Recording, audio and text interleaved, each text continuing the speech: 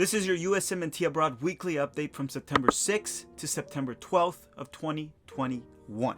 Hi, if you're new here, I'm Filippo and welcome to Tactical Marine TV. This is our USMNT Abroad series where every single Monday we update you on the performances of the US men's national team players that play abroad, that can be Europe and South America as well, on how they performed, along with transfer rumors, news, and injury updates. For this episode, it'll be a little bit shorter because we are coming from an international break, so there's a lot of players that are injured, a lot of players that didn't play, and a lot of players that got limited minutes, so it will be a shorter episode. However, it is still longer than an L3 Abroad series, which, by the way, as I promised last season, when Diego Lainez breaks the curse and scores for Real Betis, we will be doing an L3 Abroad episode, a very serious one. With that said, guys, don't forget to hit the like button if you like these weekly updates. We have a lot of good stuff lined up for this month, and next month we obviously have World Cup qualifying back, some interviews coming to the channel this month, maybe 2, maybe 3.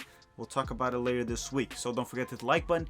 Every single player that you watched, comment down below your rating from 1 to 10. Remember, 1 was awful, 5 is average, 10 is fantastic, perfect. Don't forget to do that. Hit the like button, subscribe, notification bell, and let's start with the updates.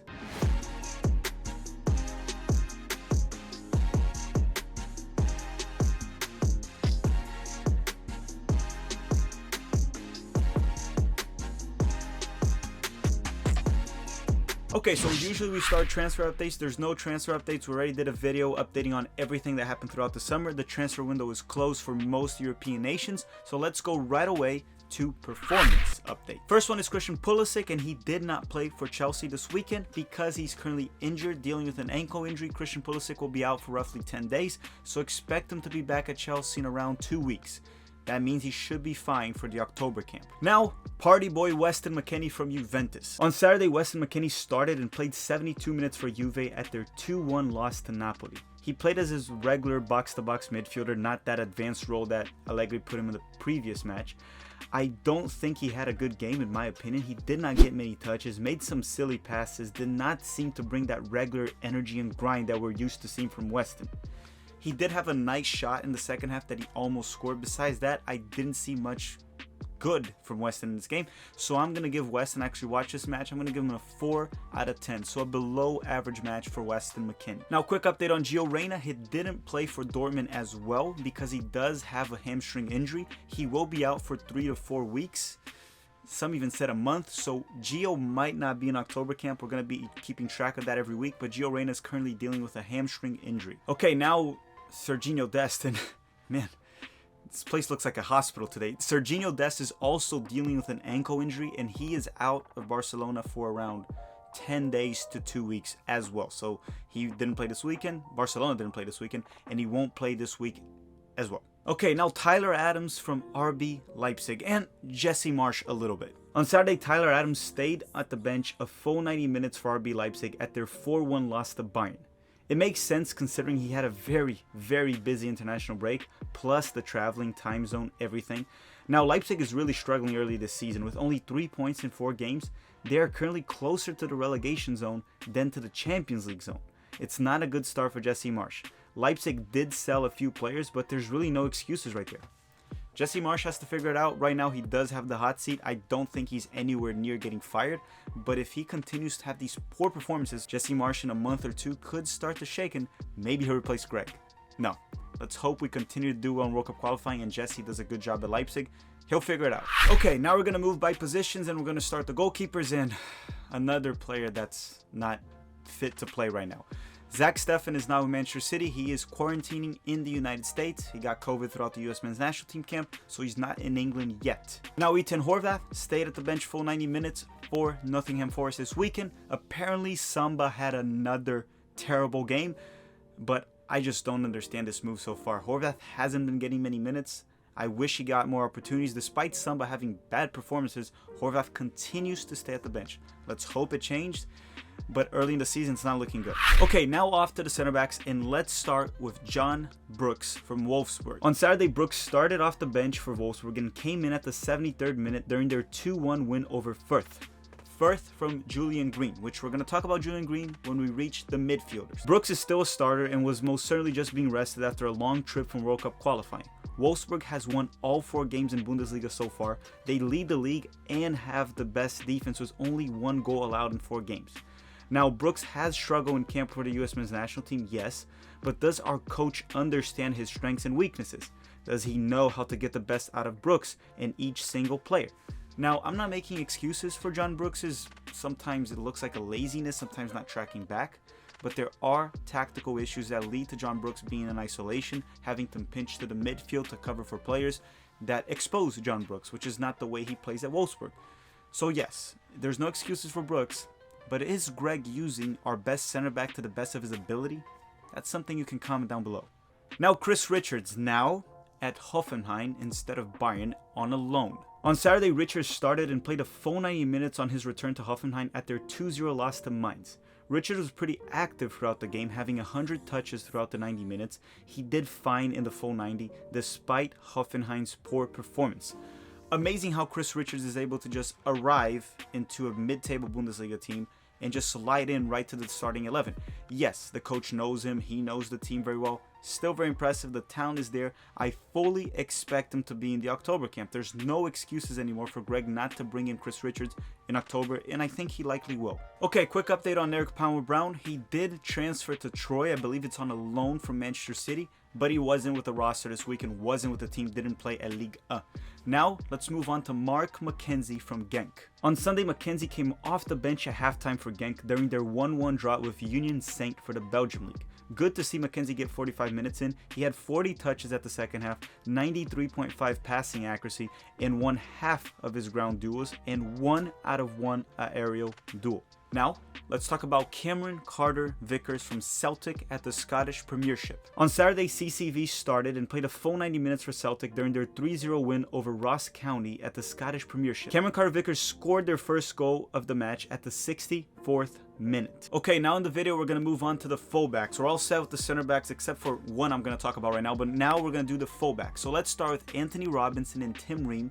I do update everyone if you're new here on them together because they play for the same team. On Saturday, Tim Ream and Anthony Robinson started and played a full 90 minutes for Fulham during their 1-0 loss away against Blackpool.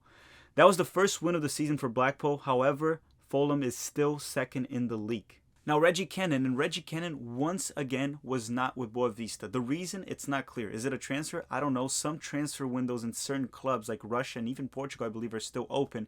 So maybe it's that. We don't know the reasoning, actually. Maybe he's not match fit. Greg Berhalter did say that he wasn't match fit during a press conference last week. That's why he wasn't with the US men's national team.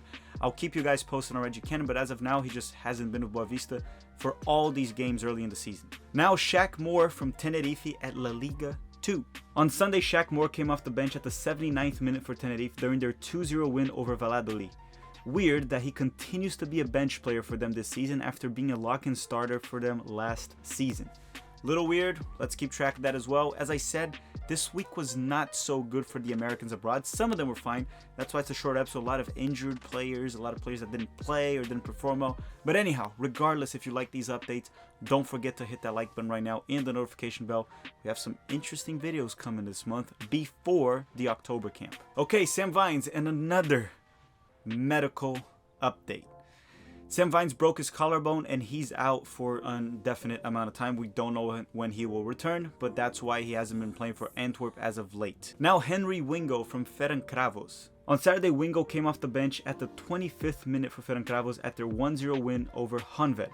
Okay, Brian Reynolds from Roma. On Sunday, Reynolds started off on the bench for Roma and came in at the 89th minute. But look, when he came in, the game was 1-1. Roma scored immediately after, and as much as he didn't get an assist or play a role or score, it worked. I mean, yeah, he didn't really do much in regards to that. He barely played. Jose Mourinho, play the kid. Please, play Brian Reynolds. Now Joe Scally from Borussia Mönchengladbach. I got it right. Okay, maybe not. Let's go through the update. On Sunday, Joe Scally started for Borussia Mönchengladbach and played a full 90 minutes at their 3-1 victory over Armenia.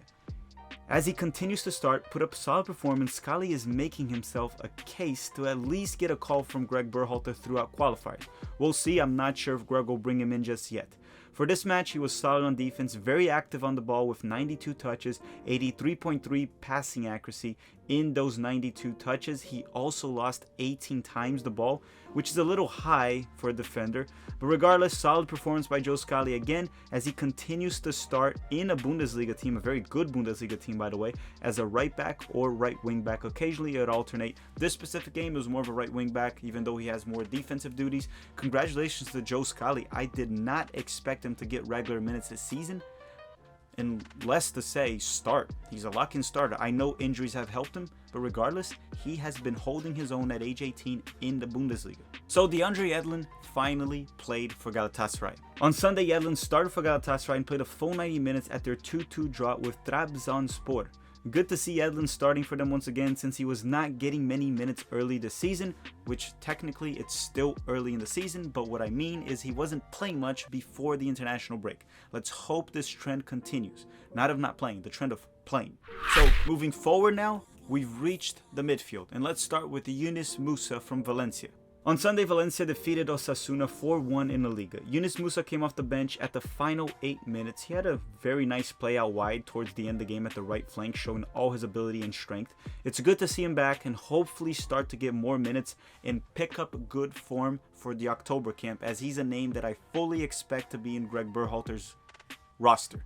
Now Tenor Tessman and Gianluca Busio from Venezia. On Saturday, Busio started and played a full 90 minutes, while Tenor Tessman stayed at the bench a full 90 minutes during Venezia's 2-1 win over Empoli. So Busio played as a central midfielder as an 8, shifting to a 6 eventually throughout the game during the second half. He had a good game, good on defense as well, which is somewhat surprising. The only issues that he lacked was involvement on the ball, as he only had 36 touches throughout the match, was kind of low for a midfielder in a full 90 minutes, but it was mostly due to Empoli holding most of the possession throughout the game. Regardless, he played well, and Venezia got a very important win. Quick update on Richie Ledezma, as he's getting close to returning. He's expected to be back at PSV during October. Looks like he's healthy, he's been training, he's looking good. I'm looking forward. He's one of our top talents. Unfortunately, had that ACL injury last season when he was playing for PSV. So let's keep an eye on Richie Ledezma. Now, Owen Otasawi from Club Brugge. Club Brugge played on Friday, and Otasawi did not play any minutes because he wasn't even with the team or with the roster. Odd, as I was not able to find any information in regards to the reason. Let's keep an eye when he will make a debut. Club Brugge does play PSG for the Champions League this Wednesday. Little weird, let's keep an eye. He needs minutes. He wasn't playing for Wolves, got a transfer. They paid a lot of money for him, so hopefully he starts to get minutes very soon. I don't know if there's an injury. I'll keep you guys posted next week. So Alan and Joel Sonora did not play this weekend because the Argentinian league just didn't have games because of the international breaks. Don't worry, I know many of you requested, and we're covering them now. The same goes for Johnny Cardoso. These are our players that play in South America. So Johnny Cardoso, Alan Sonora, and Joel Sonora. Now Christian Kappes, that plays in the Danish league. On Friday, Christian Kappes started and played 72 minutes for Brøndby at the Danish league during their 1-1 draw with Silkeborg. Kappes plays as a midfielder for them. He almost scored a goal in that game. He had 85% passing accuracy throughout the 72 minutes. Now, Brenden Aaronson. Brenden Aaronson was rested this weekend for RB Salzburg as he came back from World Cup qualifying, and they do play in the Champions League this Tuesday against Sevilla. So expect Brenden to start on Tuesday. This weekend he was rested. Quick update on Taylor Booth. Didn't play for Bayern, but apparently there have been reports that he will be practicing with the first squad. Now, will he get minutes? That's very unlikely unless it's cup games. That's the only thing I would see him getting minutes, but it'll be good experience for him regardless of where he goes from here in his career. Now, Julian Green from Fürth, that is in a very tough situation in the Bundesliga, even though it just started. This team is looking like they're going to get relegated. On Saturday, Green started and played 60 minutes for Fürth during their 2-0 loss to Wolfsburg. Green mostly played wide, won 4 out of his 7 ground duels, had 82% passing accuracy and 26 touches. It's a very tough situation for Fürth as they only have 1 point in 4 games. Now, Luca de la Torre didn't play this weekend. There was no games for the Dutch league. Now let's talk very quickly about Dwayne Holmes. On Saturday, Holmes started and played 68 minutes for Huddersfield during their 2-1 loss to Stoke City in the English Championship. Alright, now we've reached the forwards. We're done at the midfielders, and I'm just going to start with a quick update. Timothy Weah is still injured. Remember, he got injured the Saturday before the US men's national team got together for the World Cup qualifying. Still injured, should be out for another 2 weeks at least. So let's talk about Conrad de la Fuente from Marseille. On Saturday, Sampaoli decided to rest Conrad after his long trip with the US men's national team at World Cup qualifying. So Conrad started off on the bench and came in at the 79th minute for Marseille during their 2-0 win over Monaco. Conrad did not do much. I will give him in this game a 5 out of 10 from what I watched. He was very average in limited minutes. Marseille does have Europa League this week. That's something to keep an eye on, and Conrad will likely start. Now Mathew Hoppe from Mallorca. And this Saturday, Hoppe stayed on the bench a full 90 minutes. Didn't play, but considering he just arrived during international break, let's give it time and see how it's going to go. They lost, they didn't look too good, so hopefully the young American gets some opportunities at his new club. Quick update on Folarin Balogun. I'm taking this opportunity that there's not that many updates to update you guys on some players that I normally don't talk about too much. So Folarin Balogun, he's back with the Arsenal U23s. As expected, he didn't have good performances when he had opportunities in the Premier League. He's back with the U23s.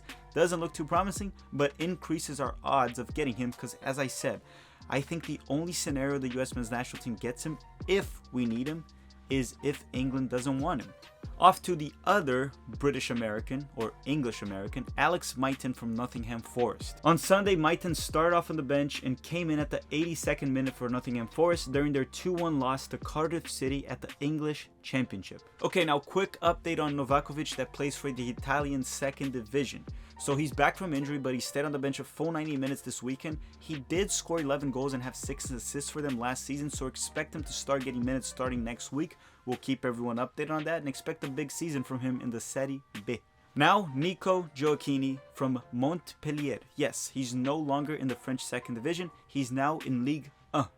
How's my French? On Sunday, Giocchini started off on the bench and came in at the 58th minute to make his debut for Montpellier during their 2-0 win versus Saint-Etienne. Another American in the top 5 league, or I guess top 6, since technically they rank the French league as number 6 and the Portuguese as the 5th, but whatever. Another American in the top league in Europe. Congratulations, Giocchini, also on this transfer. Very big move. Now, Josh Sargent didn't play this weekend. He does seem like he has a hamstring problem, which is another injury issue for US men's national team players abroad right now, but apparently it was more out of precaution, so he should be back at the next game for Norwich. Now let's update on Pifok, or Siabachu for those who still are not used to his new name, even though I'm gonna stop doing that. It's just Pifok at this point. On Saturday, Pifok started and played 76 minutes for Young Boys at their 4-0 win over Zurich for the Swiss League. Now Tyler Boyd. On Sunday, Boyd started and played 69 minutes for Rizespor during their 2-0 loss to Hatayspor. Quick update on Haji Wright. There was no games for him this weekend. He didn't play. His team actually plays this Monday when we upload the episode. Alright everyone, that does it for US men's national team abroad. Now I'm going to go through a quick list of names of players that I normally cover, but they probably didn't get any minutes or no injuries, nothing to update this week. And then we're going to end the episode. So by now, hopefully you hit the like button, commented your ratings. Thank you for supporting the channel very much. We have some great stuff coming up. So these players are CJ Dos Santos, Josh Cohen, Chiture Odunze, Leonard Maloney that continues to be at the Borussia Dortmund U23s, Kik Piri that's still recovering from an injury at 20, Matthew Olasunde, Sebastian Soto that's currently playing for Porto B. When he moves to a senior team, I'll most certainly comment on him. Lyndon Gush, Ulysses LLanez that's playing on the 2nd Division of Austria, and that is it. Hopefully next week's episode will be longer because there will be better updates, goals, players recovered from injury. That's what we want to see, and a few of them will be back next week. I want to thank you all very much for watching. I want to thank everyone also that's a member and continues to support the channel through the memberships. If you have any questions in regards to that, comment down below on the extra videos or just the one that you support the channel. Make sure to hit the like button. That's a great way to support the channel as well. We have great stuff coming this month. Some interesting interviews with some players or former players that you all will truly enjoy. I want to thank you all very much for watching and have a great day.